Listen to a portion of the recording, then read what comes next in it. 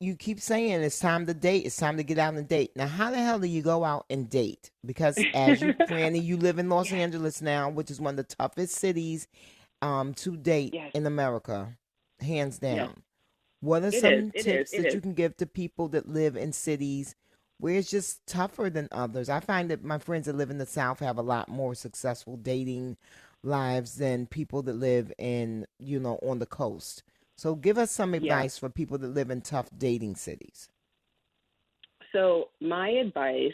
So I live in Los Angeles, and I met my boyfriend in Los Angeles walking down the street.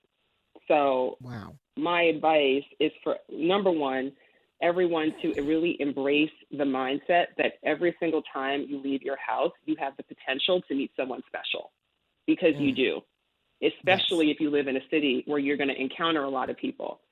So once you have that mindset, now it's about, okay, what are your skills to make that happen? Because now you have to start to notice, all right, do I make eye contact? Do I smile? Am I willing to say hello and start a conversation? What happens when you go to the supermarket and you see somebody who you're like, oh, okay, that one, okay, some Mm-hmm. interesting, intriguing. What do you do? Because a lot of people don't do anything in those situations, Yeah. right? So Mm-hmm. my what I want everyone to do is to feel empowered to say, oh, I actually have the power to spark connection with people all the time. And so so for people who say to me like, oh, I never get approached, I never meet anyone organically, I'm like, okay, great, because it's going to change for you as soon as you first of all, the first skill you need to develop is eye contact. And Mm. Bevy, I know that you're the master of this. I do have a look for the people.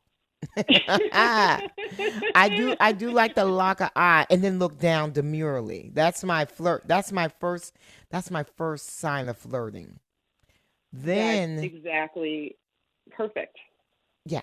Then I That's will perfect. flounce over to a bathroom or flounce outside to act like I'm making a phone call to see if the eye follows. Mhm. Then So this is all. This is perfect. This is so you're already doing what I tell people to do, which is you make the eye contact, you smile, then you look away, right? I mean, and you want to make sure that that eye contact it has to because if you just kind of accidentally lock eyes with someone and then instantly look away, which is what a lot of people do, that's a signal. Don't talk to me. Oh, that was an accident. I didn't mean to look at you, right? right, So exactly. That's not gonna work. that's Oh, not going to work. So you have to accept the fact that if it doesn't feel uncomfortable, if it doesn't feel like, ooh, that was a moment, you're not doing it right. And that's okay because you can practice mhm. and you can start to work your way up to that. So I tell people, number one, just if you're not comfortable with making that eye contact, start practicing making eye contact with everyone. You go to Mm. order your coffee, look at the person, look them in the eyes while you're actually talking to them.